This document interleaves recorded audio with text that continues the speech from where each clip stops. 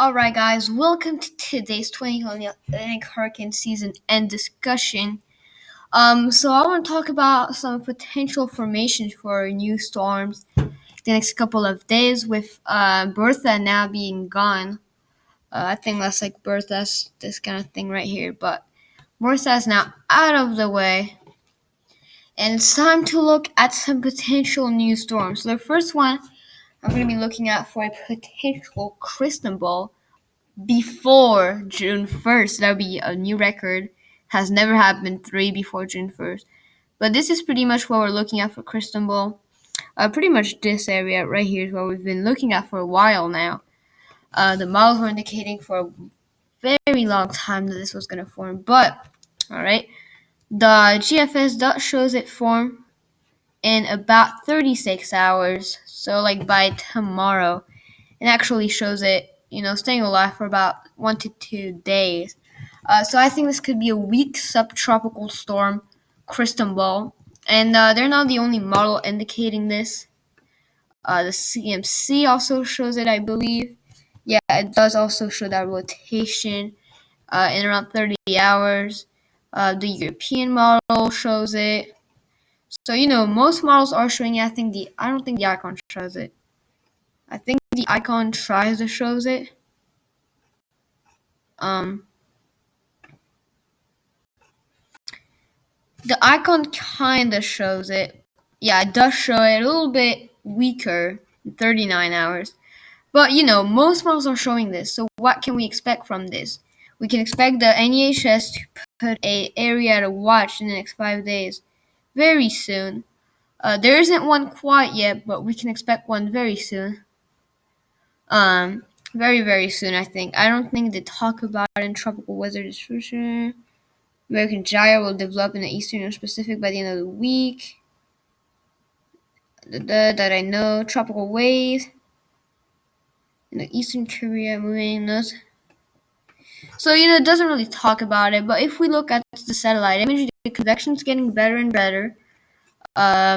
What's good is the Atlantic. So I do think it could form. We do have that massive blow up in the Gulf of Mexico, really massive blow up, which is most likely going to be bringing some very heavy rains to Florida.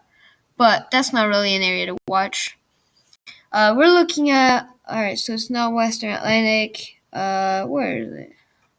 Would it be Central? Well, we'll just put that. Okay, so this is pretty much, it's like this thing here. It's getting some convection happening.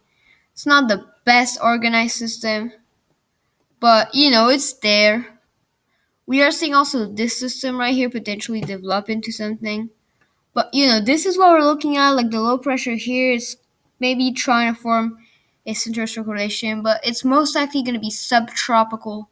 But, this is what we're looking at, and it's just going to be moving kind of this way before dying.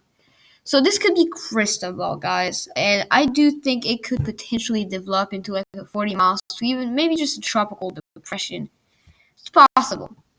But this is the first one we're looking at. But then we do get a second system that we want to look at here. So we do get this, alright, spinning up in the next like 4 days. But then, alright, we get right here. So we do have Amanda, which has a 80% chance of forming. But that system forms, alright? It forms and makes landfall as a weak tropical storm. We used to think it was going to be a hurricane, now it's just going to make landfall as a weak tropical storm. Alright, now it kind of stays there, makes landfall again as a Category 3 hurricane, okay? And then it dies out, right? That brings a spin in the atmosphere, right? That just helps out a lot. I'm not sure what Amanda's trying to do, but basically, like, forms here, makes landfall as a tropical storm. Here, let me put it. Formed here, makes landfall as a tropical storm. Come back south, stay here for a while, and then makes landfall as a Category 3 hurricane again. So this is pretty much what it's going to be doing. Quite interesting. But that just brings a lot of moisture and stuff, and it makes this come to life. Now look what this is going to be doing in the next couple of weeks to days. This actually comes and potentially impacts Florida right here. Okay, it comes for a run for a landfall in Florida or another system for the Carolinas. Now this morning we saw Amanda crossing over, making landfall up here as a Category 4.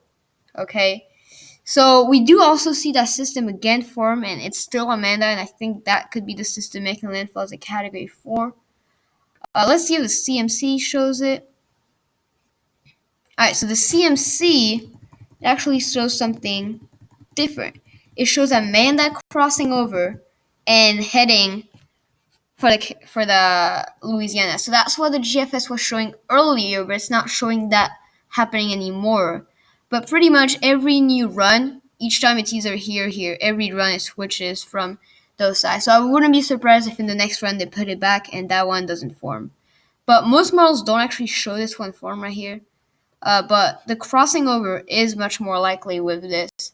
So I wouldn't be surprised if that happens over the other one. But this is what we're looking at right now. There is some convection happening in the area right here. So, we could get some formation with this.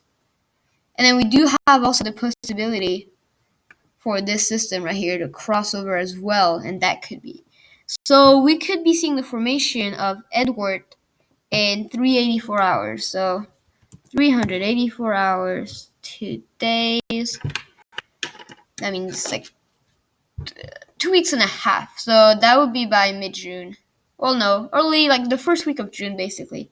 Second week of June, we could be seeing Edward form. So, that's already, that would be 3 systems in May, 1 in June, potentially 3 in June if we get that one. That could be 3 in June. If we get this one form, oh my god, why does it keep doing this?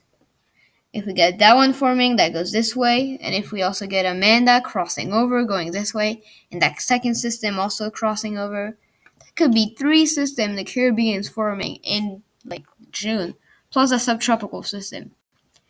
So it's pretty crazy stuff, but, that's how it is. And before I end this video, I just want to tell you guys not to forget to subscribe and put a bell and everything. I hope we can get a lot of subscribers. And if you stick by, I have daily tropical weather updates, and you'll get the information first here. I also do live streams when we have new systems, so it would really mean a lot if you could sub. Let me draw that here. See, this is the subscribe button right here. It would really mean a lot if you could click it, alright?